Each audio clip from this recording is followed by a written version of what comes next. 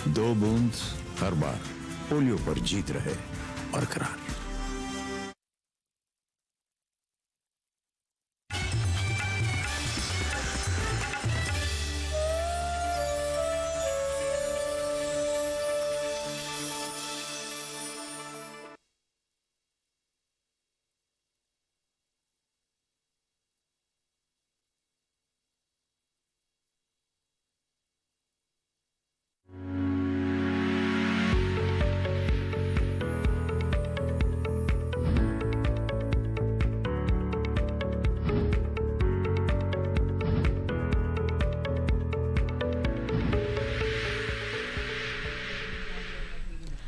नमस्कार, आप सभी का स्वागत हेलो किसान में। मैं हूं मुकुल शर्मा।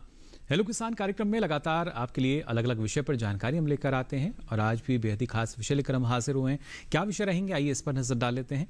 आज खासतौर से आपको हम जानकारी देंगे कृषि यंत्रों का प्रयोग करते समय क्या सावधानी हमें बरतनी चाहिए, और साथ ही आपको बताएंगे जायद मौसम में सब्जियों की खेती आप कैसे कर सकते हैं।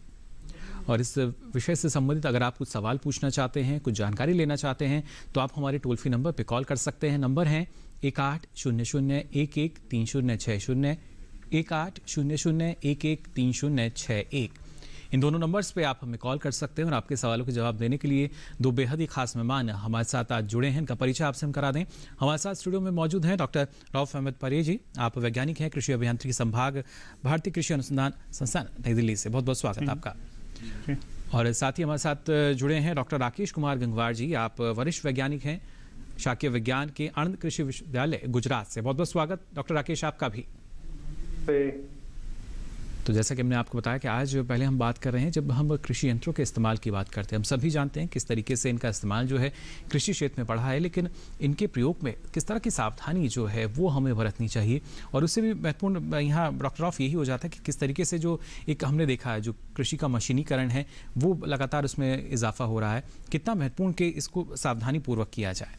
जो कृषि में यंत्रों का जो इस्तेमाल है, हम जानते हैं कि जो कृषि के लिए यंत्रों का इस्तेमाल, इससे हमारी पैदावार में कितना बढ़ावा हुआ है। चाहे हम हरित क्रांति से लेकर आज तक की बात करें तो दिन ब दिन फार्मर्स जो हमारे किसान भाई है वो यंत्रों का इस्तेमाल बढ़ा रहे हैं। लेकिन इसके साथ साथ जो हम देखते हैं कि यंत्रों का जब इस्तेमाल बढ़ता है, पहले हम पशु चलित जो यंत्र थे आगे बढ़ते गए, उसके बाद ट्रैक्टर से जो चलते हैं हमारे मशीन्स, तो उससे क्या होता है बीच बीच में जब हम सावधानी नहीं बरतते हैं तो उससे बहुत ही जो किसानों को कोई अंग जो जिस्म का होता है कट जाता है, किसी की उंगली कट जाती है या किसी का पूरा जिस्म बैठ जाता है। तो इसके लिए सावधानी का ख्याल रखना बहुत ही ज़रूरी है। जैसे हम देखते हैं कि गाँव में देखते हैं हम कि थ्रेशर का इस्तेमाल होता है जी। तो थ्रेशर को इस्तेमाल करते समय हमारे जो किसान भाई है कभी कभी हाथ आगे लेके जाते हैं तो उससे क्या होता है, हाथ कट जाता है। इसी तरह हम खेतों में काम करते हैं तो अगर हम दराती यूज़ करते हैं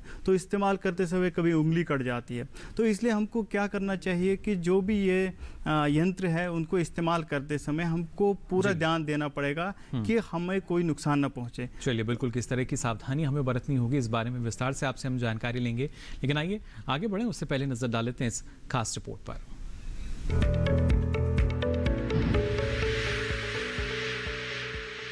कृषि यंत्रों ने आधुनिक खेती को काफी आसान बना दिया है, लेकिन कृषि यंत्र जितने सहूलियत भरे होते हैं उतना ही इन्हें सही तरीके से इस्तेमाल नहीं करने पर जोखिम भरे भी साबित हो सकते हैं।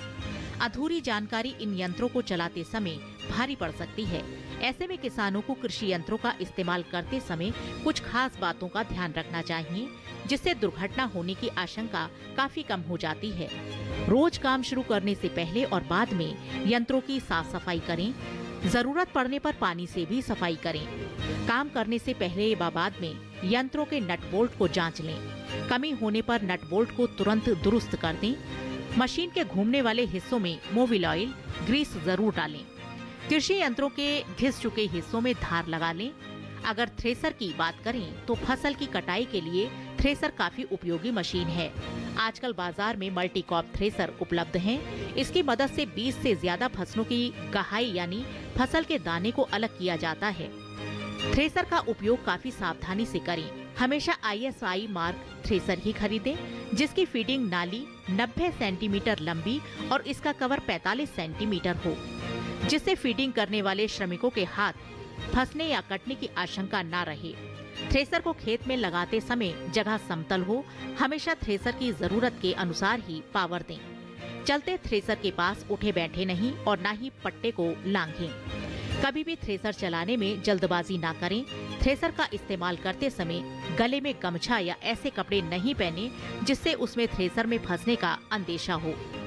वहीं कंबाइन का इस्तेमाल करते समय अगर दाने ठीक तरह से बालियों से नहीं निकल रहे हों तो इसके बेलन व अवतल पृष्ठ के बीच की दूरी कम करें। हो सके फसल सूखने पर ही कटाई करें। इस तरह कृषि यंत्रों का सावधानी से इस्तेमाल करने पर आप दुर्घटना से काफी हद तक बच सकते हैं।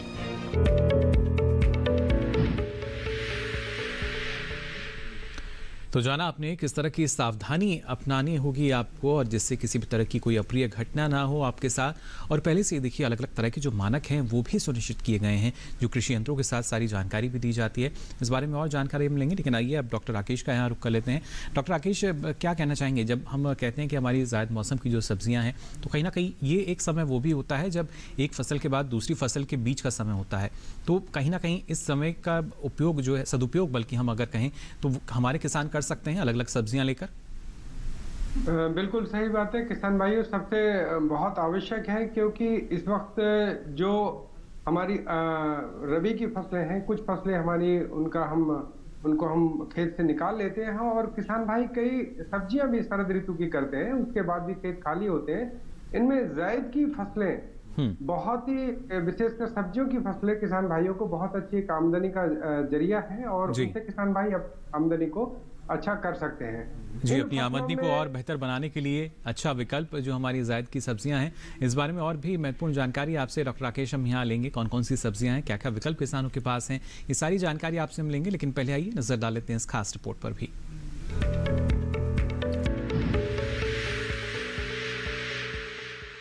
फरवरी से जायद फसलों की बुवाई का समय शुरू हो जाता है। इन फसलों की बुवाई मार्च तक चलती है। इस समय बोने पर ये फसलें अच्छी पैदावार देती हैं। जायद के मौसम में किसान खीरा, ककड़ी, करेला, लौकी, तुरई, पेठा, पालक, फूल गोभी, बैगन, भिंडी और अरबी की बुवाई करते हैं। किसान जायद की सब्जियों की खेती करके सामान्य फसलों से ज्यादा फायदा ले सकते हैं। जायद के मौसम में ज्यादातर किसान सामान्य फसलें बोते हैं। इन फसलों में लागत ज्यादा आती है, ऐसे में ज्यादा मुनाफा लेने के लिए सब्जियों की फसल उगानी चाहिए। जायद के मौसम में होने वाली सब्जियों की खेती में सामान्य फसलों की अपेक्षा लागत कम आती है और फायदा भी ज्यादा होता है। जायद सब्जियों की अच्छी फसल लेने के लिए खेत की जुताई के समय गोबर की खाद डालनी चाहिए। साथ ही पर्याप्त नमी का होना भी जरूरी है। अगर खीरे की बुवाई की बात करें तो इसके लिए खेत में क्यारियां बनाएं। बुवाई लाइन में ही करें। लाइन से लाइन की दूरी 1.5 मीटर और पौधे से पौधे की दूरी 1 मीटर रखें। बुवाई के बाद 20 से 25 दिन बाद निराई गुड़ाई करें। खेत में सफाई रखें। खेत से खरपतवार हटाते रहें। वहीं लौकी की खेती हर तरह की मिट्टी में कर सकते हैं, लेकिन दोमट मिट्टी सबसे अच्छी रहती है। लौकी की खेती के लिए 1 हेक्टेयर में 4.5 किलो बीज काफी रहते हैं। भिंडी की अगेती किस्म की बुवाई फरवरी से मार्च के बीच कर सकते हैं। इसकी खेती हर तरह की मिट्टी में हो जाती है। भिंडी बोने के लिए खेत को 2-3 बार जोतें और मिट्टी को भुरभुरा कर ले आएं। बुआई कतारों में करनी चाहिए। कतार से कतार की दूरी 25 से 30 सेंटीमीटर और कतार में पौधों के बीच की दूरी 15 से 20 सेंटीमीटर रखें। बोने के 15-20 दिन बाद पहली निराई गुड़ाई करें। इस तरह आप जायद मौसम में सब्जियों की खेती करना फायदे का सौदा साबित होता है।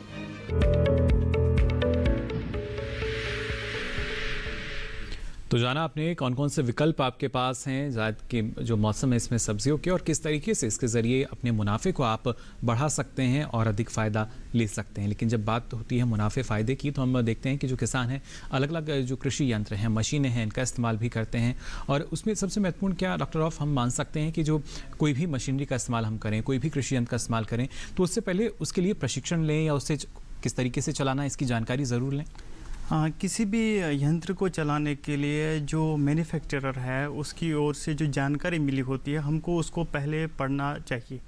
हम क्या करते हैं कि अक्सर हम कोई मशीन लेते हैं, उसको इस्तेमाल करते हैं और जो उसके साथ जानकारी मिली होती है उसको साइड में रख देते हैं। उससे क्या होता है, जब भी उससे कोई प्रॉब्लम हो जाती है बीच में, तो तब हम उस जानकारी की ओर अपना तवज्जो देते हैं। लेकिन प्रॉब्लम क्या होती है कि जिस हिसाब से हमको उसको चलाना चाहिए, जब हमने उसको पहले देखा ही नहीं कि किस हिसाब से चलाना चाहिए, तो उससे क्या होता है कि कभी भी खेत में कोई भी यंत्र चलाते समय जो उससे जोखिम आ जाता है या किसी भी हिस्से में प्रॉब्लम हो जाती है, तो उसका मेन रीज़न यही रहता है कि हमने उसके मैनुअल को ही नहीं देखा होता है। यानी जानकारी जो है वो दुरुस्त होनी चाहिए, और यही जानकारी लेने के लिए दर्शक जो हैं हमारे साथ जुड़ने लगे हैं। हमारे साथ नंद स्वरूप मिश्रा जी जुड़े हैं बाराबंकी उत्तर प्रदेश से, एक नियमित दर्शक हमारे।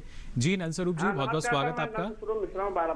सर, मैं जानना चाहता हूँ कि कुछ हमारे जो यंत्र होते हैं खेती में इस्तेमाल करने वाले, वो तो फैक्ट्रियों में बनते हैं, जैसे रोटोवेटर, हमारा धान का थ्रेसर है, सुपर सीडर है, चारा कटर है जी, जिस पिलाऊ है, सुपर वीटर है, और ट्रैक्टर से चलने वाले कल्टीवेटर है, हैरो है।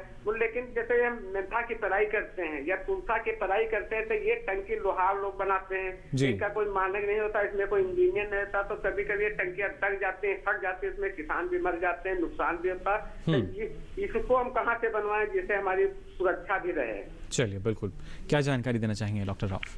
जी, किसान भाई ने बहुत ही महत्वपूर्ण जो सवाल पूछा है, क्योंकि यही हमारी प्रॉब्लम होती है कि कोई भी मशीन होती है हमारे लिए, उसके लिए स्टैंडर्ड रहता है कि जो भी मशीन हो उसका इस हिसाब से उसका साइज़ होना चाहिए, इस हिसाब से मटेरियल होना चाहिए।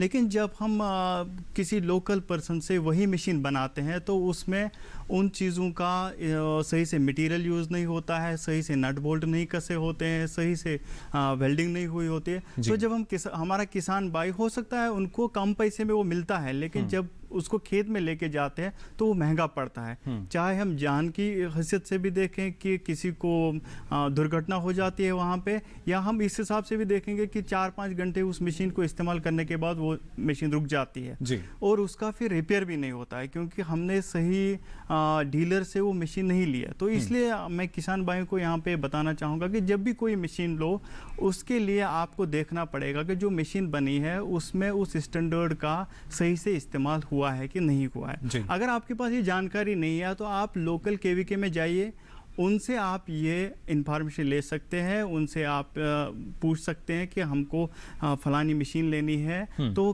कहाँ से लेनी है और क्या चीज़ हमको उसमें देखनी है जी। तो किसान भाइयों के लिए यही ज़रूरी है कि किसी भी लोकल पर्सन से वो ना बनाएं, बल्कि बिल्कुल एक मेन मैन्युफैक्चरर जो रहता है, जो पूरा स्टैंडर्ड फॉलो करता है, उनसे ही लेना चाहिए। वो आपके लिए फ़ायदेमंद भी होगा और आपको कोई जोखिम भी नहीं उठाना पड़ेगा। बिल्कुल, देखिए कोई जोखिम जो है वो नहीं रहेगा, और इसके लिए ज़रूरी ये भी कि आप सारी जानकारी जो है वो ज़रूर लें और उसके बाद ही कृषि यंत्र का आप इस्तेमाल करें तो बेहतर है। यहाँ डॉक्टर राकेश, आपसे हम जानना चाहेंगे, आपने बताया किस तरीके से जो अभी का समय है जायद की अगर बात की जाए खास तौर से, इस दौरान हमारे किसान अगर चाहें तो अपनी आमदनी को बढ़ा सकते हैं, लेकिन विकल्प के तौर पर बेल वाली सब्जियाँ भी हैं। उसके अलावा और क्या क्या विकल्प आप सुझाना चाहेंगे हमारे दर्शकों को? किसान भाइयों, बेल वाली सब्जियों के अतिरिक्त आप भिंडी की फसल ले सकते हैं और काफी लाभप्रद होती है। ग्रीष्म ऋतु की जो मिर्ची है उसकी भी आप फसल ले सकते हैं, ये भी लाभप्रद है। बैगन की फसल भी आप ले सकते हैं, ये भी काफी लाभप्रद आपको रहती है। कुछ देरी की जाने वाली हमारी फूल गोभी की फसलें हैं, देरी से विशेष करके जो हमारी स्नोबॉल वेराइटीज है, ये जो प्रजातियां हैं, इनको भी आप फूल गोभी की फसल को आप ले सकते हैं, इन प्रजातियों को लेके। तो ये सारी फसलें वो हैं जिनसे आपकी आमदनी बहुत अच्छी रहती है, और विशेष बात यह है कि इन फसलों की अवधि थोड़ी छोटी होती है, तो कम अवधि में अच्छा मुनाफा जो है किसानों को मिल सकता है। एक दर्शक हमारे साथ जुड़ चुके हैं, डॉक्टर राकेश, इनका सवाल हम ले लेते हैं। बहुत बहुत स्वागत आपका हेलो किसान में, क्या जानना चाह रहे हैं? सर, मैं शंकर पांडे बोल रहा हूँ, देवरिया उत्तर प्रदेश से जी। सर, हम भिंडी की खेती करना चाहते हैं। चलिए, हरिशंकर जी का सवाल है देवरिया उत्तर प्रदेश से। डॉक्टर राकेश, क्या जानकारी देना चाहेंगे? भिंडी की ये खेती करना चाहते हैं।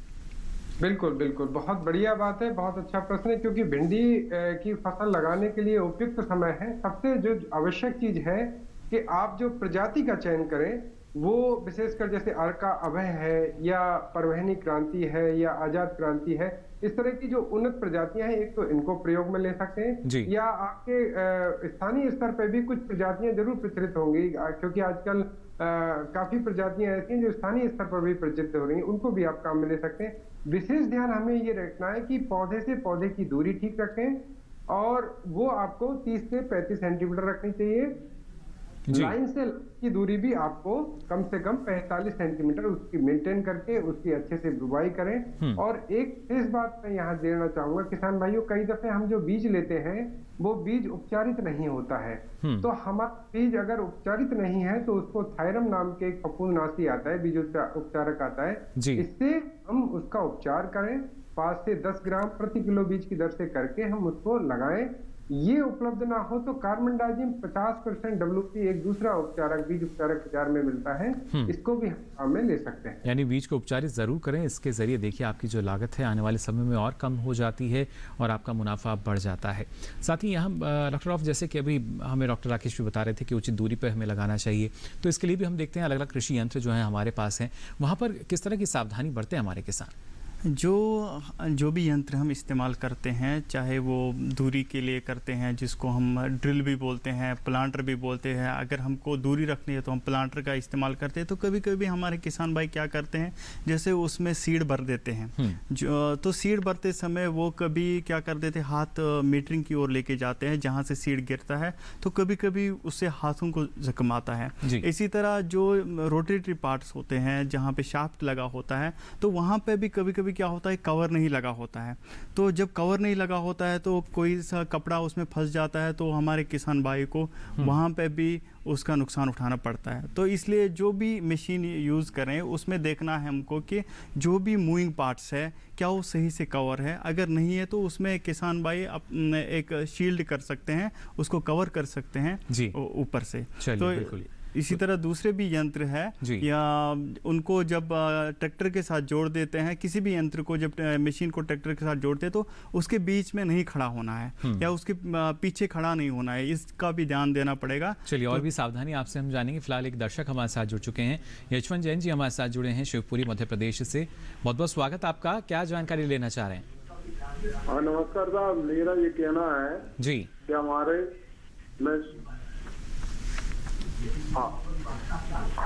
मेरा ये कहना है कि हम जो करेले की जो बेल लगाना चाहते हैं तो उसके लिए हम कौन से, एक तो वो छोटा आता है करेला, एक बड़ा करेला आता है, और भिंडी में भी ये है कि पतली भिंडी और मोटी भिंडी आती है, तो कौन सा ऐसी किस्म है जिससे कि हम अधिक से अधिक पैदावार ले सकें और अच्छी किस्म ले सकें? चलिए बिल्कुल, यहाँ डॉक्टर राकेश जानना चाहेंगे आपसे, यशवंत जी का जो सवाल है शिवपुरी से, जानना चाह रहे हैं कि ना सिर्फ करेले की अगर बात करें, कौन कौन सी अच्छी प्रजातियां हैं जिसको वो लगा सकते हैं, और भिंडी के बारे में भी। करेले की अगर बात करें तो पूसा विशेष या अर्का हरित हमारी जो प्रजातियां हैं, पूसा 2 मौसमी प्रजाति है, ये प्रजातियां ऐसी जो ग्रीष्म ऋतु में अच्छी पैदावार दे देती हैं किसान भाइयों को जी। और इसमें एक जो मैं विशेष अनुभव जोड़ूंगा, कुछ कृषकों को मैंने देखा है कि वो नेट करते हैं और उसको जमीन पे ना बेल फैला के उसके लिए बाकायदा एक स्ट्रक्चर क्रिएट कर लेते हैं, एक डंडों से और वायर करके एक थोड़ा फेंसिंग ऊपर कर देते हैं, जिससे बेल ऊपर चढ़ा देते हैं वो जी। जिससे करेले की पिकिंग बहुत आसानी से, वो तोड़ाई बहुत आसानी से कर लेते किसान भाई, और वहां से उनको रोग और जीव जो हमारे कीट हैं इनका प्रकोप भी काफी कम रहता है, यानी बचानुमा बनाकर। हाँ बिल्कुल बिल्कुल, उसको एक स्ट्रक्चर के ऊपर चढ़ा के खेत के अंदर कर लें और उस पे चढ़ाएं, करेले के रूप में करते हैं विशेष करके। और दूसरी बात जहां तक भिंडी की है, तो किसान भाइयों आपके यहाँ पे मध्य प्रदेश में थोड़ी सी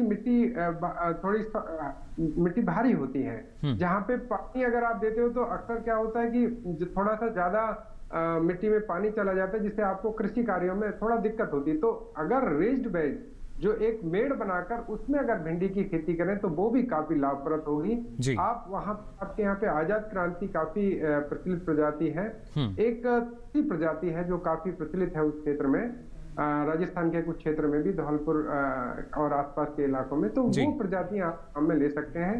तो भिंडी की खेती भी आपको काफी लाभप्रद होगी, क्योंकि इस समय भिंडी का बाजारी भाव बहुत अच्छा होता है और इसमें से कोई भी आप ले, और ध्यान ये रखें जो मैंने पहले बताया कि बीज उपचार करके भिंडी को जरूर लगाएं, क्योंकि मूल में जो उसके रोग आता है जड़ गलन का, वो काफी समस्या कई जगह करता है।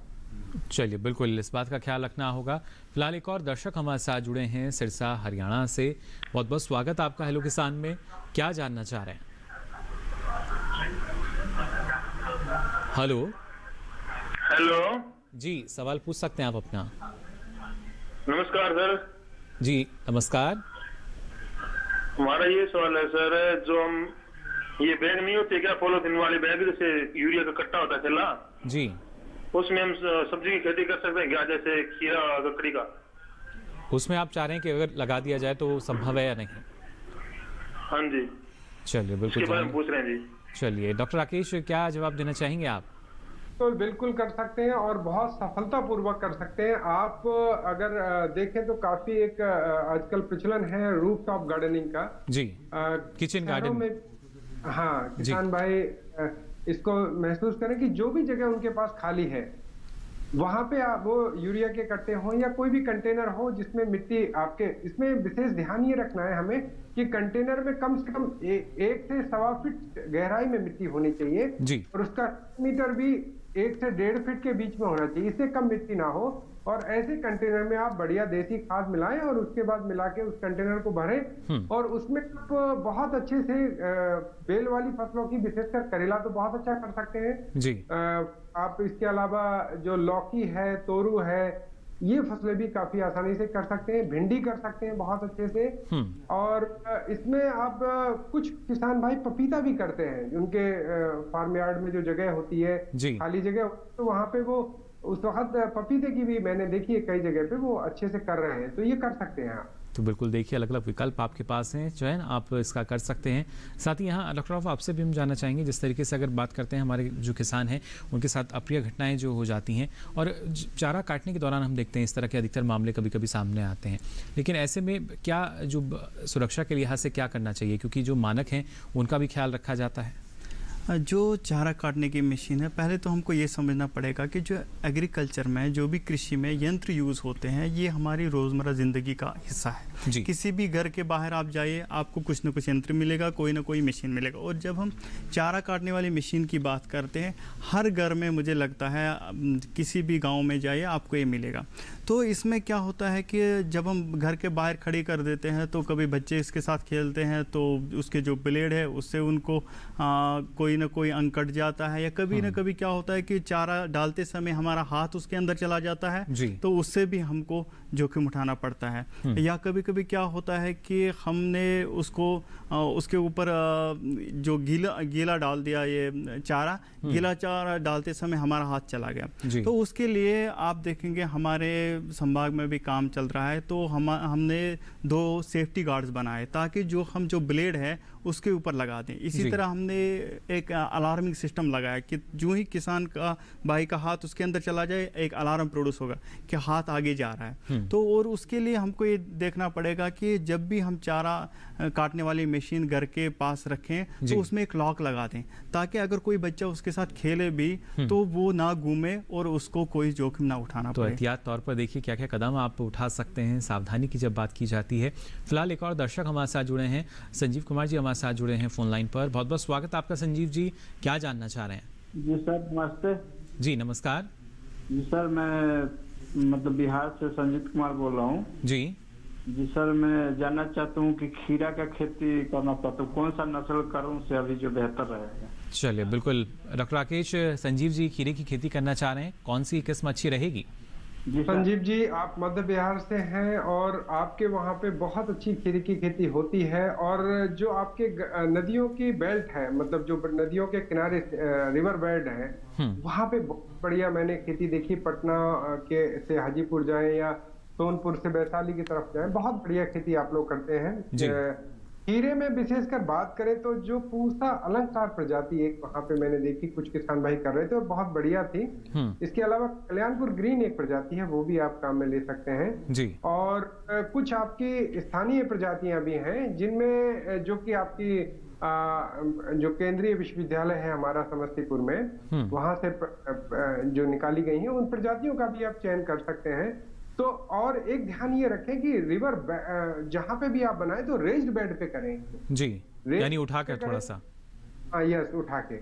और दूसरा, अगर आप एक जैसा मैंने बताया कि स्ट्रक्चर कर सकते हैं 4 से 5 फीट हाइट पे, कुछ तार बांध के चारों तरफ बल्लियां खड़ी करके उसके ऊपर भी खीरा चढ़ाएं, तो खीरे की पैकिंग बहुत आसान है। क्योंकि खीरे में विशेषकर क्या है, ये बेल वाली फसलों में कई सारे रोग, जो फल हमारा तैयार होता है और फल जब मिट्टी के संपर्क में रहता है और कई समय नमी लगातार रहती है तो उससे फल गलने लगता है। तो जो फल की समस्या, कई दफा एंथ्रेक्नोज नाम का रोग भी एक आता है, वहाँ तुलास्ता भी आती है कई दफा पाउडरी मिल्ड्यू का प्रकोप जो होता है, छाछिया भी जिसको कहते हैं, ये रोगों का प्रकोप भी काफी कम होता है। तो अगर आप वो कर सकते हैं और अगर आप स्ट्रक्चर नहीं कर सकते तो कम से कम रेज बेड पे करें।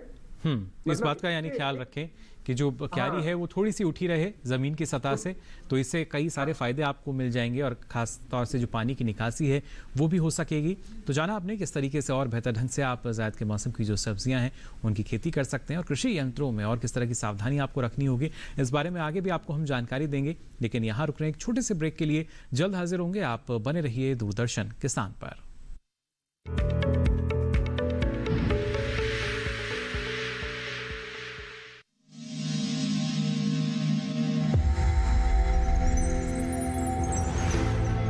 आत्मनिर्भर किसान भारत की शान। उत्पादन में आत्मनिर्भर होने के साथ साथ फसल की कटाई के उपरांत उपज की हानि को रोकने, ग्रामीण क्षेत्रों में रोजगार सृजन करने और बीज से बाजार तक के विजन को मजबूती देने के उद्देश्य से 1 वर्ष पूर्व माननीय प्रधानमंत्री श्री नरेंद्र मोदी जी ने एक महत्वाकांक्षी केंद्रीय योजना एग्रीकल्चर इंफ्रास्ट्रक्चर फंड की शुरुआत की।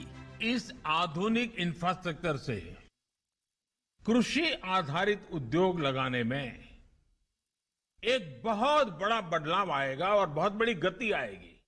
साथियों, अब हम उस स्थिति की तरफ बढ़ रहे हैं जहां गांव के कृषि उद्योगों से फूड आधारित उत्पाद शहर जाएंगे और यही तो आत्मनिर्भर भारत अभियान का संकल्प है। एग्रीकल्चर इंफ्रास्ट्रक्चर फंड से पात्र लाभार्थी गोदामों का निर्माण कर सकते हैं, छटाई या ग्रेडिंग इकाई, पैकिंग हाउस, सप्लाई चेन और कोल्ड चेन जैसी सुविधाएं या फिर प्राथमिक कृषि प्रसंस्करण केंद्र की स्थापना कर सकते हैं। इस योजना के तहत पात्र लाभार्थियों को 2 करोड़ रुपए तक के ऋण पर अधिकतम 7 वर्ष के लिए ब्याज में 3% तक की छूट दी जा रही है। ऋण पुनर्भुगतान के लिए 6 महीने से 2 वर्ष तक मोरेटोरियम की सुविधा भी उपलब्ध है। इस योजना ने अब तक सफलता की कई मिसालें कायम की हैं, जैसे कि मध्य प्रदेश के लाभार्थी श्री विपिन त्रिपाठी ने एग्रीकल्चर वेस्ट से बायोफ्यूल बनाने का इनोवेटिव प्राइमरी प्रोसेसिंग सेंटर लगाया है। लोन मिलने की वजह से हम समय पर सारी मशीनों का प्रोक्योरमेंट और सारा सिविल वर्क टाइम पे करवा पाए, जिससे ये प्रोजेक्ट को लगाना संभव हो पाया। राजस्थान के लाभार्थी श्री यशवर्धन मुंद्रा ने सॉर्टिंग एंड ग्रेडिंग यूनिट लगाकर रोजगार के अवसर पैदा किए हैं। कर्नाटक की महिला उद्यमी श्रीमती ममता वी ने प्राइमरी प्रोसेसिंग सेंटर लगाकर प्रगति की नई राह चुनी है। ಸಣ್ಣ ಪುಟ್ಟ ಉದ್ಯಮಿಗಳನ್ನ ಮತ್ತಷ್ಟು ಅಗ್ರಿಕಲ್ಚರಲ್ಲಿ ಹೆಚ್ಚು ನಾವು ಇನ್ನಷ್ಟು ಸಾಧನೆ ಮಾಡಲಿಕ್ಕೆ ಕಾರಣಕಾರಕವಾದಂತ ಈ ಅಗ್ರಿಕಲ್ಚರಲ್ ಇನ್ಫ್ರಾಸ್ಟ್ರಕ್ಚರ್ ಫಂಡ್ ಇಂದ ನಮ್ಮ ಇನ್ನಷ್ಟು ಯೋಜನೆಗಳು ಆಯೋಜನೆಗಳು ಉತ್ತಮಗೊಂಡಿದೆ। राजस्थान के लाभार्थी श्री दिनेश भट्टर ने जीरे की प्रोसेसिंग यूनिट लगाकर आसपास के ग्रामीणों को आत्मनिर्भरता प्रदान की है। महाराष्ट्र के लाभार्थी श्री अनूप कुमार मोहता ने वेयर हाउस बनाकर अन्न भंडारण को सुनिश्चित किया है।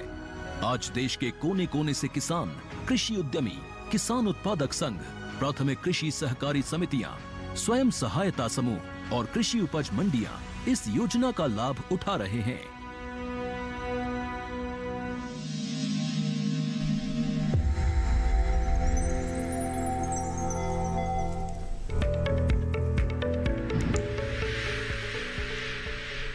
ब्रेक के बाद आप सभी का एक बार फिर स्वागत हेलो किसान में। लगातार आपको हम जानकारी दे रहे हैं कृषि यंत्रों के प्रयोग के दौरान किस तरह की सावधानी आपको बरतनी चाहिए और ज़ैद के मौसम में जो हमारी सब्जी फसलें हैं उनकी खेती आप कैसे कर सकते हैं।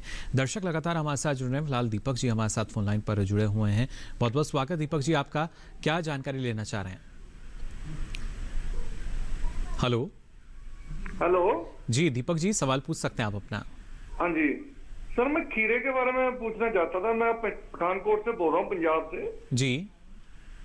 सर अभी कौन सी प्रजाति लगाएं जहाँ पे चल जाएगी? चलिए, डॉक्टर राकेश पठानकोट पंजाब से दीपक जी जानना चाह रहे हैं कौन सी किस्म अच्छी रहेगी खीरे के लिए? खीरे के लिए विशेष करके पंजाब के एरिया में एक आपके यहाँ पंजाब ग्रीन करके एक जो प्रजाति आपके चलती है काफी क्षेत्र में, पूसा सहयोग का भी आप उसको भी आप कर सकते हैं जी। और भाई मैं यहाँ पे एक चीज बताऊंगा, पंजाब के काफी एरिया में और हरियाणा के कुछ क्षेत्र में और कुछ जो हमारे दिल्ली के चारों तरफ यमुना के बेल्ट में जो कुस्मान कुल की ये बेल वाली फसलें होती हैं, इसमें आपको ध्यान एक तो लगाने में भी रखना है, दूसरा प्रजाति के चयन में बहुत ध्यान रखना है। जैसे आपने प्रजाति पूसा संयोग ले लिया, पंजाब ग्रीन ले ली, या आप कानपुर ग्रीन भी एक आती है वो ले सकते हैं। लेकिन ध्यान क्या रखना है हमें कि इस समय जैसे हमारे पौधा थोड़ा सा बड़ा होता है उसमें 2-3 कीटों का भी प्रकोप होता है, उसको हम नजरअंदाज नहीं कर सकते, जिनमें हमारे लीफ माइनर एक होता है, सुरंगी कीट जिसको कहते हैं, इसका प्रकोप हो जाता है। और कुछ जगह पे रेड माइट या लाल बरंती जिसे हम कहते हैं, इसका प्रकोप भी होता है। तो किसान भाइयों, जैसे आप लगाओ ध्यान ये रखें कि खीरे या जो भी ये बेल वाली फसलें, इनका बीज हम लगाने से पहले थोड़ा पानी में भिगो के रख दें अगर 24 घंटे को, तो उससे हमारा बीज का अंकुरण जल्दी हो जाता है। एक तो रेज्ड बेड पे लगाएं, थोड़ी उठा के मेड़ पे लगाएं, उसको 1 फीट के करीब मेड़ पे लगाएं। दूसरी चीज, जैसे हमारा अंकुरण हो उसके बाद हम नजर रखें कि कहीं कोई कीट का प्रकोप तो नहीं हो रहा है, ये भी बहुत रखना है। तो सुरंगी कीट का यदि प्रकोप हो रहा है तो जो हमारा अजाड्रैक्टिन नीम का एक्सट्रैक्ट आता है, बाजार में आसानी से उपलब्ध है, 1500 ppm का भी आता है, 1000 ppm का भी आता है। इनमें से कोई भी एक 3 से 4 ml की मात्रा से प्रति लीटर पानी की दर से इसका छिड़काव कर दें जी। साथ में रेड माइट जो है, लाल बरंती जिसको हम कहते हैं, रेड माइट बहुत खतरनाक हो जाती है जी। और ये बेल वाली फसलों में इस समय चाहे भिंडी लगाएं, चाहे आप बैगन लगाएं, इन दोनों फसलों में भी उसका प्रकोप बहुत ज्यादा होता है और ये पूरे उत्तर भारत में होता है जी। बिल्कुल। साथ ही डॉक्टर राकेश, किसान कॉल सेंटर के जरिए और ईमेल के जरिए भी हमारे दर्शक जो अपने सवाल हम तक पहुंचाते हैं। एक सवाल है बिहार से अजय शंकर सिंह जी का, ये जानना चाह रहे हैं कि जो तोरी की फसल है उसमें छोटे छोटे काले कीड़े उनको नजर आ रहे हैं और उससे बचाव वो कैसे कर सकते हैं अपनी फसल का? इस समय तोरू की फसल हो या कुछ काफी फसलों में हमारे यहाँ पर एक जो हम एफिड कहते हैं जिसको, या अल कहते हैं कुछ जगह, या चेपा कहते हैं, ये इस समय काफी ज्यादा इसका काफी क्षेत्र में प्रकोप है। तो ये कीट बहुत आसानी से वैसे नियंत्रित हो जाता है। इसमें ध्यान रखना है हमें कि अगर हमारे खेत में इसके ये कीट उड़ रहे हैं तो शाम के समय हम जब भी निकलेंगे तो हमें पता लग जाता है। तो अगर हमें महसूस हो रहा है कि इस तरह का ये कीट हमारे खेत में प्रकोप हुआ है, तो आप कार्बोसल्फान 25 cc एक केमिकल आता है, उसका काम में ले सकते हैं। नीम का जो मैंने एक्सट्रैक्ट बताया आपको, अजाड्रैक्टिन, इसको भी आप काम में ले सकते हैं, 3 से 4 ml। अगर आप इसके अतिरिक्त आपके वहां पर जो भी उपलब्ध हो, जैसे एसिटामेप्रिड 20% SP बाजार में आसानी से मिल जाता है, इसकी 0.4 ग्राम मात्रा प्रति लीटर पानी की तरह इसका भी आप काम में ले सकते हैं। तो ये कोई भी एक कीटनाशी या हमारा जो जैविक उत्पाद है, इनमें से किसी एक का भी आप अगर छिड़काव करते हैं तो ये कीट बहुत आसानी से नियंत्रित हो जाता है। इसके अतिरिक्त एक विशेष चीज है, ये विशेष कीट पीले रंग की तरफ ज्यादा आकर्षित होते हैं। तो आप काम और कर सकते हैं, अपने खेत के अंदर जगह जगह पर पीले रंग के बोर्ड लगा के ही रखें और उस पे कोई भी चिपकने वाले, जैसे आप ग्रीस भी लगा देंगे तो ये काफी संख्या में कीट वहां चिपक जाते हैं, जिससे कि आपके खेत में उनका प्रकोप बहुत कम होता है जी। तो ये एक ट्रैप की तरह इसको काम में आप ले सकते हैं जी। तो बिल्कुल। ये कुछ का अगर आप ध्यान रखते हैं तो ये कीट से आसानी से आप अपनी फसल को सुरक्षित रख सकते हैं जी। ये तो बात हुई फसल सुरक्षा की, लेकिन अगर आप कृषि यंत्रों का इस्तेमाल कर रहे हैं, खुद को सुरक्षित रखना भी जरूरी है। और खासतौर से यहाँ डॉक्टर राव, अगर हम बात करते हैं कि जिस तरीके से अभी डॉक्टर राकेश बता रहे थे किस तरीके से हमें हमारे जो कीटनाशी है या रसायन का अगर हम छिड़काव करते हैं, वहाँ पर किस तरह की सावधानी जो है वो हमारे किसानों को रखनी चाहिए? हमारा जो ये कीटनाशक या जो भी पेस्टिसाइड हम अप्लाई करते हैं, हमारे किसान भाई अक्सर आप देखेंगे कि उनको इस्तेमाल करते समय उनका जब खेत में होते हैं तो कभी भी हम कपड़ा से अपने मुंह को नहीं ढकते हैं, जो कि बहुत ही ज़रूरी है। जब भी हम छिड़काव करते हैं, क्योंकि उससे जो छोटे छोटे फ्यूम्स हमारे अंदर जाते हैं हमारे जिस्म के अंदर, हमको तो दिखता नहीं है लेकिन शरीर को वो दिखता है कि उससे क्या अंदर हमें चेंजेस आती है। ये एक है। दूसरा, हमको पूरा प्रोटेक्शन किट, जैसे आंखों पे गागल होना चाहिए, हमारा जो पूरे बॉडी को कवर होना चाहिए, हमारे हाथ कवर होना चाहिए, क्योंकि और दूसरी बात होती है कि जब हम छिड़काव करते हैं उसके बाद हम कभी खेत पे ही खाना खाते हैं, जो हमारा पूरे गांव में चलता है कि छिड़काव किया उसके साइड में ही कभी ज़रूरत पड़ गई तो खाना खा लिया, तो उससे क्या होता है कि जो उसका असर है पेस्टिसाइड्स का है वो हमारे खाने में चला जाता है और हमारे खाने के जरिए हमारे शरीर में चला जाता है। तो इससे भी हमको सावधानी बरतनी पड़ेगी कि जब भी हम छिड़काव करें हम पूरा प्रोटेक्शन किट यूज़ करें, गॉगल्स का यूज़ करें, ग्लव्स का यूज़ करें, और हमारे जो चेहरा ढकने के लिए, मुंह ढकने के लिए हम कोई कपड़ा इस्तेमाल करें, या आजकल तो मास्क का ही ज़माना है तो मास्क का इस्तेमाल कर सकते हैं। जी बिल्कुल, मास्क का इस्तेमाल देखिए अभी भी हमें लगातार करना होगा, और यहाँ भी हम थोड़ी सी दूरी बनाए हुए हैं, इसलिए आपको लग रहा होगा कि हमने मास्क क्यों नहीं पहना, लेकिन उचित दूरी हमने यहाँ भी बना रखी है। आप भी लगातार मास्क का इस्तेमाल करें। फिलहाल एक और दर्शक हमारे साथ जुड़ चुके हैं फोन लाइन पर। बहुत बहुत स्वागत आपका हेलो किसान में। क्या जानकारी लेना चाह रहे हैं मुकेश जी? हेलो हेलो जी मुकेश जी, सवाल पूछ सकते हैं आप अपना। हम सवाल पूछना चाहते हैं जी कि जो घर में सब्जी की जिस समय खेती लगा रहे हैं, क्या उसको ऊपर करते, घर में सब्जी की जो मैं खेती लगा रही हूँ उसको क्या उसमें ऊपर छतरी पर ही लगाना चाहिए कि जमीन में लगाना चाहिए? वो जो फल देगी वो जमीन के ऊपर होनी चाहिए कि जमीन पर ही उसका फल देगी? जैसे करेले की निम्मा बोलते हैं हम लोग। जी चलिए, बिल्कुल।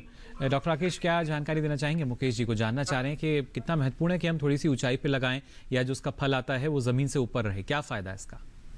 किसान भाई, आपका बहुत अच्छा प्रश्न है, क्योंकि अब जैसे जैसे आधुनिकता की तरफ हमारी कृषि बढ़ रही है, हमारे काफी अनुभव किसान भाइयों के और हमारे संशोधन के भी जो आंकड़े आते हैं उनके आधार पे किसान भाई, अगर आप ऊंचाई पे खासतौर से करेले की, खीरे की, ये जो या आप जो तोरू आता है, रिज गार्ड कहें या स्पॉन्ज गार्ड कहें, उनमें से कोई भी आप लगाते हैं। और कुछ किसान भाई लौकी भी लगा रहे हैं, राजस्थान के काफी क्षेत्र में देखें, हम पश्चिमी उत्तर प्रदेश में देखें तो वो भाई एक हाइट पे एक अपना 4 से 5 फीट की हाइट पे एक स्ट्रक्चर बल्लियों के सहारे खड़ा कर देते हैं, तार का भी कुछ किसान भाई रस्सियां बांध देते हैं और उस पे अगर बेल चढ़ाते हैं, और कई किसान भाइयों ने एक परमानेंट स्ट्रक्चर बना रखा है उस पे वो चढ़ा देते हैं जब बेल, तो उससे क्या है कि वो सीधे के सीधे मिट्टी के संपर्क में फल नहीं रहते, तो एक तो फलों की वृद्धि बहुत अच्छे से हो जाती है। दूसरी चीज, आपको कृषि कार्य करने में जमीन पे आप देख सकते हैं कि आपका पानी बराबर जड़ के पास पहुंच रहा है कि नहीं पहुंच रहा है। आप दूसरे कृषि कार्य कर रहे हैं उनमें आसानी रहेगी।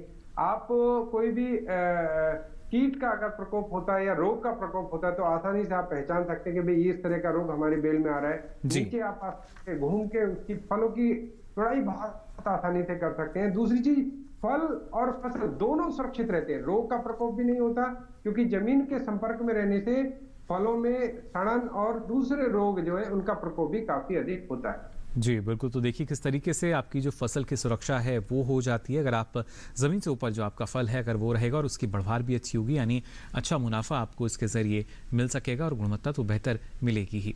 साथ ही यहाँ डॉक्टर राव, आपसे भी हम जानना चाहेंगे, जैसे आपने बताया कि अलग अलग जो मानक हैं वो हर एक कृषि यंत्र के होते हैं, लेकिन यहाँ खासतौर से जब हम बात करते हैं कैसे किसान उन सावधानियों को अपनाएं अलग अलग क्षेत्रों में, अगर देखिए क्योंकि कुछ मशीनें ऐसी होती हैं जो हस्तचलित भी हैं, तो वहाँ पर किस तरह की सावधानी उनको बरतनी चाहिए? जो हस्तचलित मशीन है, हम जो भी यंत्र होते हैं, हमारा क्या आदत पड़ गई है कि जब भी हम खेत में काम करते हैं अक्सर किसान भाई बिना शूज़ के खेत में चले जाते हैं। हमारे हाथ भी ऐसे होते हैं और हमारे पैर भी होते हैं। जैसे फावड़ा यूज़ करते हो तो कभी कभी ऐसा होता है कि हमारे पैर में आ जाता है जी। और दूर गाँव में ऐसा होना जहाँ पे मेडिकल फैसिलिटी का भी हमको देखना है, और उसके साथ जब ये पैर में जख्म आता है या हाथ में आता है, हम इसको और नज़रअंदाज कर देते हैं। तो इसके लिए हमको क्या करना पड़ेगा, जो भी हस्तचलित यंत्र है उनके लिए हमको पूरा प्रोटेक्शन गार्ड, जैसे अगर हम हाथ से चला रहे हैं तो हाथ में एक स्पेशल ग्लोव्स का इस्तेमाल करना चाहिए जो थोड़ा हार्ड रहता है, ताकि अगर उस पर दाती लग जाए, खुरपी लग जाए तो उससे ज़ख्म ना आ जाए। इसी तरह जब हम फावड़ा यूज़ करते हैं या कोई और मशीन यूज़ करते हैं तो हमको पूरे शूज़ के साथ जो आते हैं लंबे वाले शूज़, जिसको हम गम बूट्स भी बोलते हैं, वो पहनने चाहिए। लेकिन हम देखते हैं कि गर्मियों के मौसम में अक्सर हमारे किसान भाई ऐसा पसंद नहीं करते क्योंकि पसीना आ जाता है। तो उसके लिए हमको फिर इस्तेमाल करते समय पूरा सावधानी रखना पड़ेगा, हमारा पैर कहाँ पे है, हमारा हाथ कहाँ पे जा रहा है, तो हमारा फावड़ा कहाँ पे जा रहा है, या कोई भी और यंत्र जो हम इस्तेमाल कर रहे हैं। और उसके साथ साथ हमको ये भी थोड़ा सा छोटा सा मेडिकल किट हमारे साथ होना चाहिए, क्योंकि जो मेन इशू रहता है कि जब भी दूर कहीं खेत पे कोई जख्म आ जाता है, हम उसको जब नज़रअंदाज करते हैं तो बाद में वही एक बहुत बड़ी गंभीरता बन जाती है। बिल्कुल, देखिए शुरू में अनदेखी आपने अगर करी तो ये आप पर भारी पड़ सकती है, इसलिए ज़रूरी यही कि आप सावधानी ज़रूर बरतें। फिलहाल एक और दर्शक हमारे साथ जुड़े हैं बिहार से, बहुत बहुत स्वागत आपका हेलो किसान में। क्या जानकारी लेना चाह रहे हैं?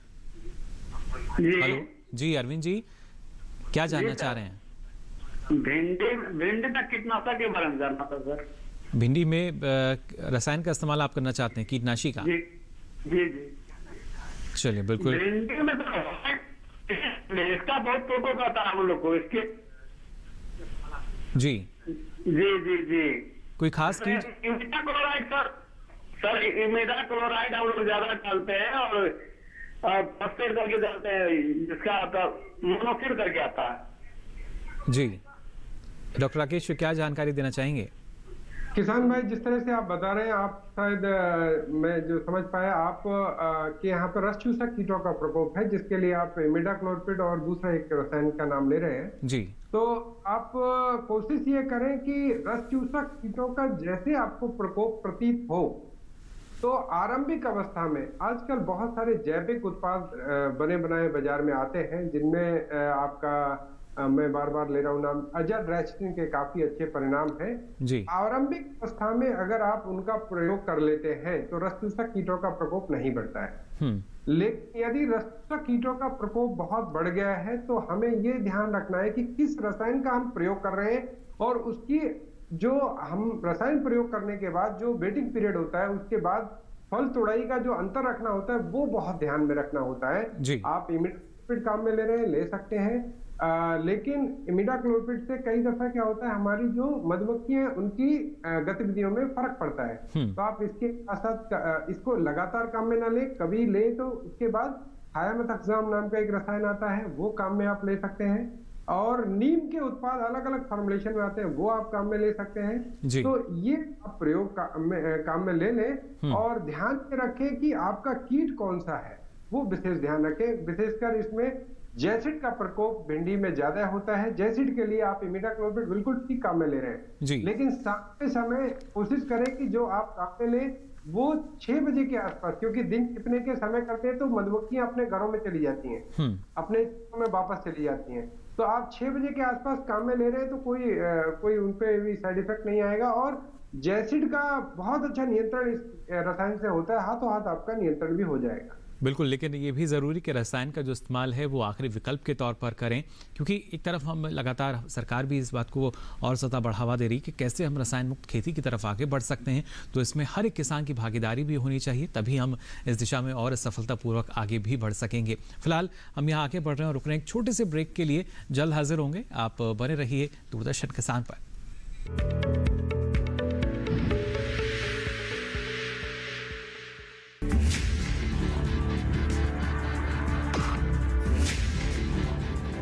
भोजन, जल और शुद्ध वातावरण हमारे जीवन का मुख्य आधार है और कृषि इसका मूल स्तंभ। पिछले 60 वर्षों में विज्ञान आधारित कृषि का व्यापक प्रसार हुआ है। साथ ही कृत्रिम संसाधनों के बढ़ते प्रयोग से कृषि की सतत क्षमता पर चिंताएं बढ़ी हैं। प्रधानमंत्री श्री नरेंद्र मोदी जी के दूरदर्शी नेतृत्व के अंतर्गत रसायन मुक्त जैविक खेती एक महत्वपूर्ण प्रयास है। रसायन मुक्त जैविक खेती को बढ़ावा देने के लिए 5 वर्ष पूर्व सरकार ने परंपरागत कृषि विकास योजना तथा उत्तर पूर्व भारत में जैविक मूल्य श्रृंखला योजनाएं आरंभ की। ऑर्गेनिक फार्मिंग को देश भर में बढ़ावा देने के लिए सरकार अनेक प्रयास कर रही है। इसके लिए परंपरागत कृषि विकास योजना के तहत काम किया जा रहा है। न सिर्फ ऑर्गेनिक फार्मिंग को बल दिया जा रहा है, बल्कि उसके लिए वैल्यू एडिशन और मार्केट की व्यवस्था भी की जा रही है। भारत सरकार एवं किसानों के सम्मिलित प्रयासों से आज देश के लगभग 36 लाख किसान 38 लाख हेक्टेयर क्षेत्र में जैविक खेती कर रहे हैं। इसके अतिरिक्त हमारे देश के अनेक ऐसे क्षेत्र हैं जहां आज भी पारंपरिक जैविक खेती हो रही है। इन पारंपरिक जैविक क्षेत्रों को जैविक प्रमाणीकरण सुलभ कराने हेतु पीजीएस के अंतर्गत लार्ज एरिया सर्टिफिकेट का प्रावधान किया गया है। इस प्रक्रिया की विशिष्टता ये है कि इसमें प्रमाणीकरण मात्र 2 से 3 महीनों में हो जाता है, जबकि सामान्य परिस्थितियों में इसमें 2 से 3 वर्ष का समय लगता है। अंडमान निकोबार केंद्र शासित प्रदेश के कार निकोबार एवं नैन काउरी द्वीप समूह देश के सर्वप्रथम ऐसे प्रमाणीकृत जैविक क्षेत्र हैं। अभी हाल ही में संपूर्ण लक्षद्वीप को जैविक खेती के रूप में प्रमाणित किया गया है। वर्ष 2016 में सिक्किम राज्य पूर्ण जैविक कृषि राज्य के रूप में प्रमाणित हो चुका है। सुदूर उत्तर में हिमालय श्रृंखला के बीच स्थित लद्दाख ने भी पूर्ण जैविक के लक्ष्य की ओर बढ़ना शुरू कर दिया है। जैविक उत्पादों को बाजार सुलभ कराने तथा किसानों की उपभोक्ताओं तक पहुंच बनाने के लिए एक समर्पित जैविक खेती पोर्टल भी बनाया गया है। जैविक खेती पोर्टल के जानकारी मंच और विपणन मंच के माध्यम से किसानों को उच्च गुणवत्ता उत्पादन तथा बाजार उपलब्ध कराया जा रहा है। आशा है देश के सभी राज्य अपने जैविक क्षेत्रों का विस्तार करेंगे और देश में जैविक कृषि क्रांति को मजबूत करने में योगदान देंगे। जैविक उत्पादों की देश और विदेशों में बढ़ती मांग तथा जैविक उत्पादों का बढ़ता बाजार, किसानों की उपभोक्ताओं तक पहुंच तथा जैविक एफपीओ द्वारा जैविक कृषि व्यापार में भागीदारी हमारे किसानों को अपनी आय बढ़ाने का अवसर दे रहा है। पिछले 5 वर्षों में जैविक कृषि उत्पादों का निर्यात दोगुने से अधिक बढ़कर 7,000 करोड़ रुपए से अधिक का हो गया है और इसमें प्रतिवर्ष 20% से अधिक की वृद्धि हो रही है। उम्मीद है पारंपरिक क्षेत्र के किसान भी इस बढ़ते बाजार से लाभान्वित होंगे और जैविक कृषि आंदोलन को आगे बढ़ाएंगे। किसानों की मुस्कान समृद्ध हिंदुस्तान की है पहचान।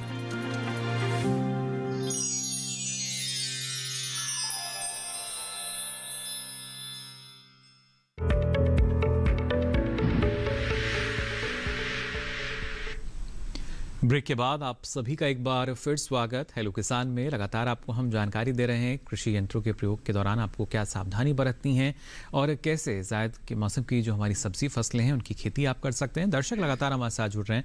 फिलहाल एक और दर्शक हमारे साथ फोन लाइन पर जुड़े हुए हैं। शिवलाल जी, बहुत बहुत स्वागत आपका। क्या जानना चाह रहे हैं? जी, मैं जानना चाहता हूँ, जब खीरे के मैं फसल लगाया हूँ जी, तो उसके स्ट्रक्चर पर करें या जमीन पर फैला?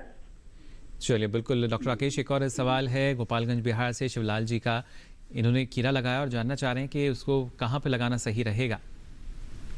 आपको काफी जानकारी, कई किसानों का ये प्रश्न रहा है और आप अगर छपरे पे जो आप बोल रहे हैं ना, मतलब एक स्ट्रक्चर पे ऊपर खड़ा चढ़ाए तो ज्यादा अच्छा है। खेत में आप बना सकते हैं उसको। और अगर आप जमीन पे भी कर रहे हैं तो रेज्ड बेड करें, कम से कम 1 फीट ऊंचाई की बेड पे लगाए खीरे जी। इसके बाद तेल फैलेगी ठीक से।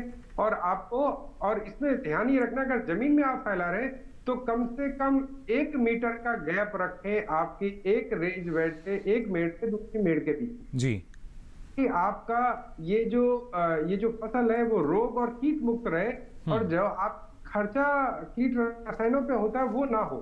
जी बिल्कुल। तो देखिए आपकी लागत जो है वो इसके ज़रिए कम हो सकती है, इसलिए ज़रूरी यही कि आप लगातार जो चाहे रेज बेड की हम बात कर रहे हैं या बता रहे हैं किस तरीके से छप्पर या मचान पर आप इसको अगर लें तो बेहतर रहेगा।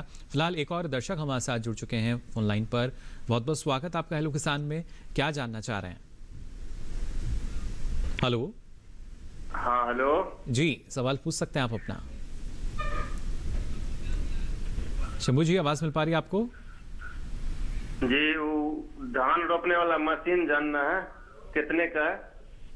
चलिए, धान की रोपाई की जो मशीन है उसकी लागत कितनी आ सकती है, और उसके साथ साथ मेरा सवाल डॉक्टर ऑफ ये कि उसमें क्या सावधानी बरतनी चाहिए?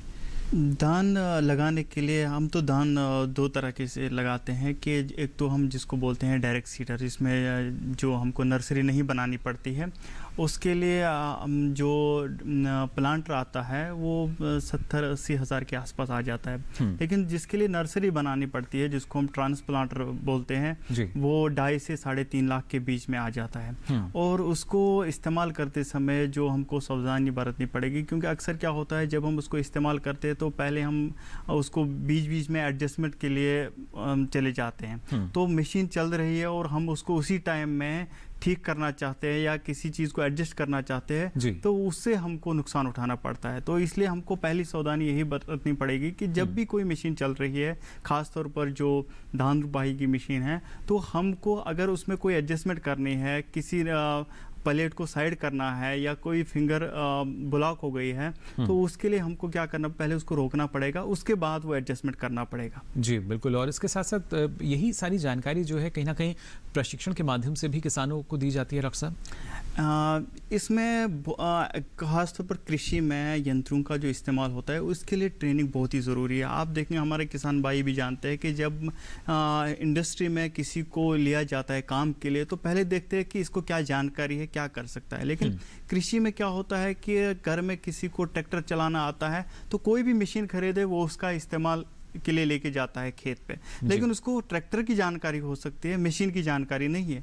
तो इसलिए किसी भी मशीन का सही से इस्तेमाल करना, क्या सावधानी बरतनी पड़ेगी, उसके लिए बहुत सारे संस्थान पूसा में है या टेस्टिंग सेंटर्स है या कृषि विज्ञान केंद्र से, वो लगातार इसके लिए किसान भाइयों के लिए ट्रेनिंग प्रोग्राम का ये करते हैं, ऑर्गेनाइज करते हैं। तो इसके लिए मैं अपने किसान भाइयों को यहाँ पे बताना चाहूँगा कि वो कोशिश करें कि नज़दीकी केवीके से जुड़े, कृषि विज्ञान केंद्र से जुड़े, वहाँ से जानकारी लें कहाँ पे ट्रेनिंग चल रही है, और जब वो ट्रेनिंग से पूरी उस मशीन का इस्तेमाल की जानकारी ले लेंगे, उसके बाद वो देखेंगे कि पहले जो उस मशीन का इस्तेमाल करते थे खेत पे, उसमें उनको कितना लाभ मिलता था, और उसके बाद जब उन्होंने ट्रेनिंग की उसके बाद कितनी चेंज आ गई और कितना उनको फ़ायदा हुआ और नुकसान कम हो जाते हैं उससे, ताकि जो हमको एक्सीडेंट्स हो जाते हैं वो भी कम हो जाते हैं। बिल्कुल, देखिए उसमें भी कमी आती है। फिलहाल एक और दर्शक हमारे साथ जुड़े हैं, सुनील जी जुड़े हैं हरियाणा से।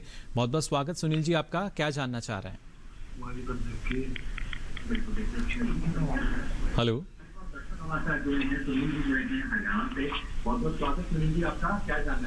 हेलो सर, नमस्कार जी। जी नमस्कार। गुजारिश करना चाहेंगे अपनी टीवी सेट का वॉल्यूम आप पहले बंद कर दें। सर हमने ना भिंडी लगाई है 1 एकड़ में ना जी, वो है US का 309 जी। जी सर इसके ना बीज एक तो दाना नहीं जाम पा रहा सही से, और इसमें ना दवाई की छिड़काव करना था जी घास के लिए, कौन सा करके फायदा है जी? चलिए बिल्कुल। डॉक्टर राकेश, क्या जानकारी साझा करना चाहेंगे आप?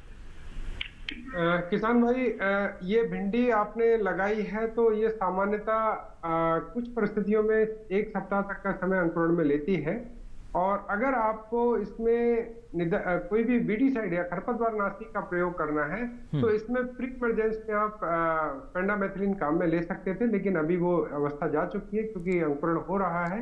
आप इसमें पोस्ट इमरजेंस में अगर आपके कोई सकरी पत्ती की घास आती है, घास फूल जो परिवार होता है इसका कोई भी खरपतवार आता है, तो क्विजोलाफॉस-इथाइल नाम का एक बीडीसाइड आता है, खरपतवार नाशी आता है, उसको आप भी प्रयोग में ले सकते हैं जब भी आपकी फसल में वो ज्यादा, अगर आपको लगता है कि घास हो या घास फूल का कोई भी खरपतवार है तो वो काम में ले सकते हैं। मैं यहाँ एक चीज जोड़ूंगा किसान भाई, क्योंकि ये ग्रीष्म ऋतु की है आपकी फसल, जायद की फसल है, तो आप इसमें अगर तो निराई गुड़ाई करें, या फिर जो हमारे हैंड बीडर्स आते हैं कहीं, जिनसे कि हम लाइन सोइंग करते हैं तो उसमें आप बीडर चला दें, तो उनकी खुट्टियों से बहुत अच्छी आपकी मिट्टी भी भुरभुरी हो जाती है, और आपकी फसल बहुत अच्छी उससे उसका लाभ रहता है। तो ये आप काम इसको भी ये तरीका भी आप मैनुअल वीडिंग का काम में ले सकते हैं। तो इस तरह से आप करते हैं तो आपको दोनों तरीके हैं, दोनों तरीकों में कोई भी एक प्रयोग में ले सकते हैं। जी बिल्कुल, देखिए अलग अलग विकल्प आपके पास, इनका चयन आप कर सकते हैं। फिलहाल डॉक्टर राकेश गंगवार जी, इतनी महत्वपूर्ण जानकारी आपने हमारे दर्शकों के साथ साझा की, इसके लिए आपका बहुत बहुत आभार। नमस्ते, धन्यवाद। जी, और साथ ही यहाँ डॉक्टर आपसे हम जानना चाहेंगे, जिस तरह की सावधानी आप लगातार हमें बता रहे हैं जो हमारे किसानों को रखनी चाहिए, अब जो हमारे कृषि यंत्र हैं वो भी आधुनिक होते जा रहे हैं, तो उस आधुनिकीकरण के साथ कैसे किसान जो है जानकारी लेकर आगे बढ़ पाएँ? जो भी हमारे कृषि यंत्र है बढ़ रहे हैं, रोज़ बरोज़ हम देखते हैं कि खेतों में उनका इस्तेमाल बढ़ रहा है। अब क्योंकि ड्रोन की बात हम करते हैं कृषि में, तो हमको ये देखना पड़ेगा कि एक किसान कितने यंत्र रख सकता है। तो रोज़ बरोज़ जो इसमें एडवांसमेंट आती है, जिसमें बढ़ावा मिलता है, जो आपने कृषि ड्रोन की बात की कि एक किसान को फ़ायदा पहुंचाने के लिए उसकी लागत कम हो जाए और जो वहां से निकलता है उसकी क्वालिटी बढ़ जाए। तो ये लागत कम करने के लिए जो कृषि ड्रोन है, जो भी देश में, पूरे देश में उसका बढ़ावा दिया जा रहा है सरकार की ओर से, तो उसमें भी जो आप सावधानियों की बात कर रहे हैं, उसमें जो मेन यही था कि क्या क्या सावधानी बरतनी पड़ेगी। तो उसके लिए सरकार की ओर से दिसंबर 2021 में एक पूरा डॉक्यूमेंट, जिसको हम पॉलिसी डॉक्यूमेंट के नाम से जानते हैं, कि क्या क्या सावधानी बरतें उसको इस्तेमाल करते समय, उसके छिड़काव के लिए, जब हम छिड़काव करेंगे उससे, या कोई न्यूट्रिएंट्स का इस्तेमाल करें। तो ड्रोन के लिए उनके सरकार की ओर से अभी पॉलिसी भी आई है कि अगर हमारे युवा उसमें जाना चाहते हैं, वो अपना रोज़गार उससे इस्तेमाल ये करना चाहते हैं रोज़गार के लिए, तो हमारे युवा जा सकते हैं, एक ड्रोन खरीदें, ट्रेनिंग ले ले उसके लिए, और किसानों के खेत पे उसका इस्तेमाल करके वो ना सिर्फ अपने लिए कमा सकते हैं बल्कि दूसरों के लिए भी रोजगार पैदा कर सकते हैं। बिल्कुल, तो देखिए बस जो दिशा निर्देश है उनका ख्याल आपको रखना होगा, साथ ही मानकों की भी लगातार जानकारी साझा की जाती है, उनका भी आप ख्याल रखें। और यहाँ डॉक्टर रऊफ अहमद परेह जी, आपने इतनी महत्वपूर्ण जानकारी हमारे साथ दर्शकों के साथ साझा की, इसके लिए आपका भी बहुत बहुत शुक्रिया। धन्यवाद। तो जाना आप सभी ने कैसे कृषि यंत्रों का जो प्रयोग आप करते हैं, सावधानी आपको यहाँ पर बरतनी होगी। अब चलिए हमारा जो कल का विषय रहेगा उसके बारे में आपको हम जानकारी दे दें, जिससे पहले से आप अपने सवाल तैयार कर सकें। कल बात करेंगे सब्जियों में येलो ट्रैप के प्रयोग की, और रबी दलहनी फसलों की देखभाल यानी चना, मटर, मसूर की देखभाल आप कैसे कर सकते हैं। इसके अलावा अपना कोई सवाल या सुझाव हम तक पहुंचाना चाहते हैं तो आप हमें ईमेल कर सकते हैं। हमारी मेल आईडी है hellokisan2015@gmail.com। साथ ही फेसबुक के जरिए भी आप हमसे जुड़ सकते हैं। इसके लिए आपको फेसबुक पर जाकर हिंदी में टाइप करना होगा हेलो किसान, और यहाँ भी आप अपना सवाल या सुझाव लिखकर छोड़ सकते हैं। अब बारी है आखिरी लेकिन सबसे महत्वपूर्ण विकल्प की। जी हाँ, आप डीडी किसान कॉल सेंटर का नंबर नोट कर सकते हैं। नंबर है 1800113060। सोमवार से शनिवार सुबह 6 से रात के 10 बजे तक ये लाइन्स खुली हैं। इस पर भी आप अपना सवाल दर्ज करा सकते हैं। और आपको बता दें, अब ये सारी जानकारी आप देख सकते हैं डीडी किसान के यूट्यूब चैनल पर भी। इसके लिए आपकी टीवी स्क्रीन पर जो QR कोड दिखाया जा रहा है, इसे आप स्कैन करें। इसके बाद आप पहुंचेंगे यूट्यूब चैनल पर, जहां ये सारी जानकारी अब आप कभी भी कहीं भी देख सकेंगे। फिलहाल आज के लिए हेलो किसान में बस इतना ही। फिर हाजिर होंगे नई नई जानकारियों के साथ। तब तक के लिए दीजिए इजाजत। नमस्कार।